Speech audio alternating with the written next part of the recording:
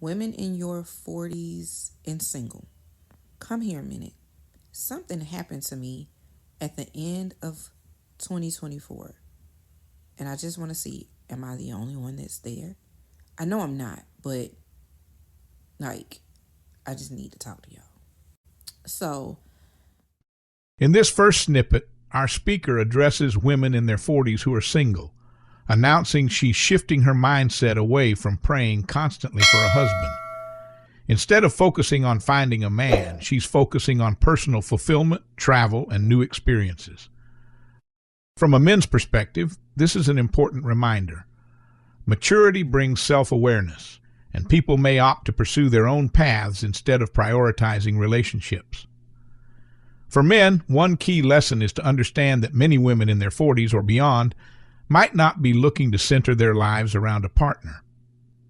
If you're a man seeking a deeper connection, it's crucial to respect her autonomy and see whether your paths align, rather than assume she's just waiting on a knight in shining armor. I had been hearing women say decenter men, decenter men. And then I heard it again and it's like it clicked. But then I saw this video and it just did something to me.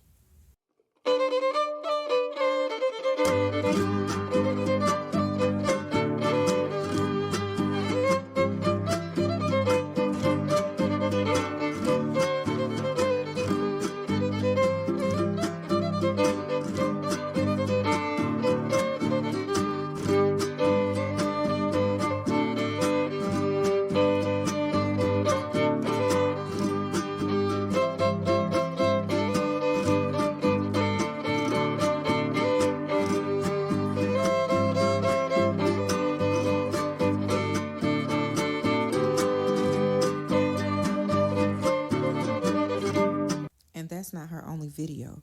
She has several. She's at a hotel in South Africa called Heaven Can Wait. I went and looked it up. And she's there celebrating her 60th birthday. Now, in one of her videos, she's not looking out onto the water. She's actually on the beach. And she has like her two children, look like grown adult children, running towards her. No man in sight. I don't see this lady ever spend time with a man. I don't know if she has a man. I have no idea. And I said, wait a minute. Wait a minute. Maybe this is the goal. Maybe the goal is, let's just go enjoy life. Go places you ain't never seen before. Do things you ain't never did before. Even if it's by yourself. Even if it's with your children. Because I would take my children. But She references a concept called decenter men, basically meaning she's no longer making romantic relationships the focal point of her life. Instead, she's embracing new experiences, travel, self-discovery, family bonding. Lesson for men. If you meet a woman on this journey, don't treat her choice to decenter men as an attack on men. It's often a recalibration of priorities. For men, this can be an opportunity to show genuine partnership by supporting her independence. If you approach a woman who's in this decenter men phase, you'll need to bring more than a dinner invitation or flirty texts. You'll have to add real value to her life, respect her boundaries, and show that your presence enriches her new self-driven goals. And I was like, wait a minute. New goal, new goal.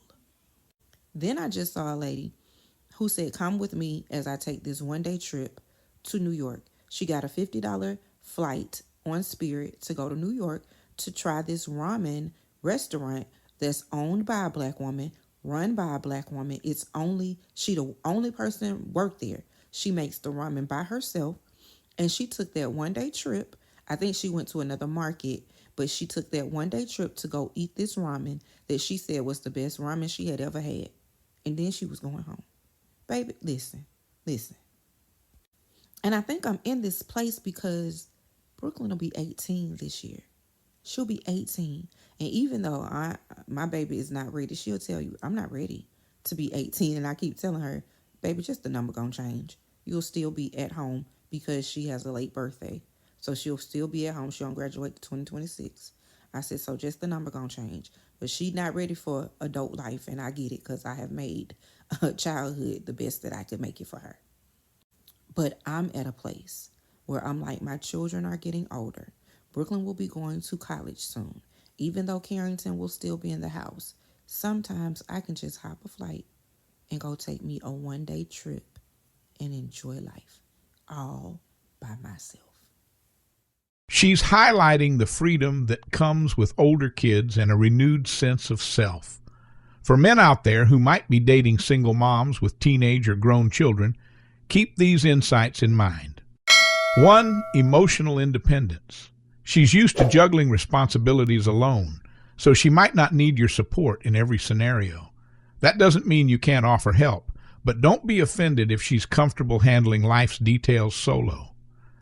2. Adaptive scheduling. Once kids are older, single mothers may want spontaneous travel or personal adventures.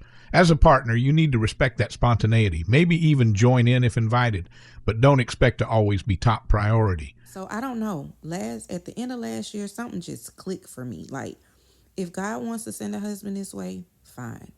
If he doesn't, that's fine too. But I know I don't know if I'm gonna get to South Africa, but I'm not gonna put no restrictions on myself. If I can make it happen, if God can make it happen, make it happen. I'm gonna go see the world. It's so much stuff to see out there besides Atlanta, Georgia.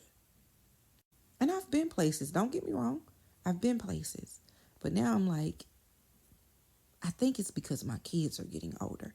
And especially with Brooklyn turning 18 this year, it's like, girl, it's time to go. But I can't go yet. Can't do too much. I still got one more at home. But let me know, am I the only one who feels like this? Did you get to this place when you were 45, 46 and still not married and saying, I'm going to go live life and do those things that I haven't done? She affirms that romance is no longer a life or death quest. Her approach, let it happen if it does, but don't stall her own happiness waiting for a partner. From our men's vantage point, this underscores the value of self-confidence and clarity. A woman who's comfortable with or without a partner can be a strong match. She's not looking to fill a void, but to share her journey. However, if your relationship style leans heavily on being needed for validation, you might feel intimidated by her independence. Recognize this as a potential growth point. Are you ready to be a partner rather than a rescuer? Yes, friend. I have been divorced for 8 years and been an empty nester for 3 years, and living has been a struggle for me. My kids at school have become my focus, but I need to live.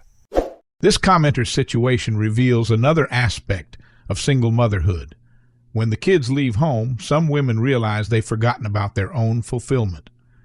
Advice for men: if you're dating a woman who's an empty nester, acknowledge she might be rediscovering who she is outside of being mom. Offer genuine support, but avoid overstepping. Let her explore, cheer her on, and you'll likely see the best version of her. I'm 62, never married, and have no children. I've felt like this since 2009. Travel alone, now living abroad after retirement in 2024. Welcome. Here, a 62-year-old, never married, child-free woman speaks of long-term independence, traveling, and even relocating abroad. For men, this suggests there's a growing demographic of women with robust self-sufficiency who've chosen not to marry or have kids. If you meet someone like that, respect her journey. She may or may not be open to a relationship, but she definitely values autonomy. Your best bet is to show you can enhance her already rich life, not overshadow or confine it. If I could stop feeling bad about not having a man that would be heaven to me, it's been just my 2 kids, and I since I was 18. This commenter feels trapped in guilt about being single for so long. This is a reminder that some women wrestle with cultural, familial, or personal expectations about partnership. They might appear strong, but still carry internal struggles about not measuring up. Offering empathy rather than judgment can open the door to a genuine connection. I got engaged last year after praying for a hubby. Gave the ring back after 2 weeks and don't want to be bothered. Headed to Thailand in October. She prayed for a husband, got engaged, then realized it wasn't right. Now she's off traveling. Sometimes people discover that what they've been chasing doesn't align with who they've become. Men, take note. Never assume an engagement or serious commitment is guaranteed to stick if her self-growth is in flux. Authentic compatibility matters more than ticking a box like engaged or married. Just returned from a solo trip to Chicago. I enjoyed myself, but I'd still rather have a husband companion with me. This commenter shows a different nuance. Yes, she's traveling alone, but she'd prefer companionship. For men, not every woman who decenters men is anti-relationship. Some are simply not letting loneliness dictate their choices. If you meet a woman like this, the best approach is to respect her independence while also being open about how you could share experiences. Think, I see you're good on your own. Maybe we can be even better together. Left a relationship in November that lasted 10 months. I'm 42. I'm so focused on decentering men, spoiling myself, and traveling with my boys. What's for me will not miss me. She's 42, recently out of a relationship, and doubling down on this decentering men philosophy. If you come across someone in this stage, you need to bring genuine positivity. She's recovering from a relationship that possibly didn't serve her. Being pushy or trying to control her new direction will only push her away. Instead, show respect for her healing process and her commitment to do things on her own terms. Divorcing soon and travel is on my mind hard. Was with someone who didn't like to travel. There was a time I couldn't afford, and now I can and absolutely will. Divorce can bring about a revitalized sense of, I can finally do X, Y, and Z now that I'm not in a constraining relationship. If you're dating a woman fresh out of divorce, recognize she's possibly reclaiming all the things she felt she missed out on. Don't dismiss her excitement as a phase. Support her, or at least respect her drive. You might find that shared adventures build a closer bond if you're both on the same wavelength. Thanks for watching.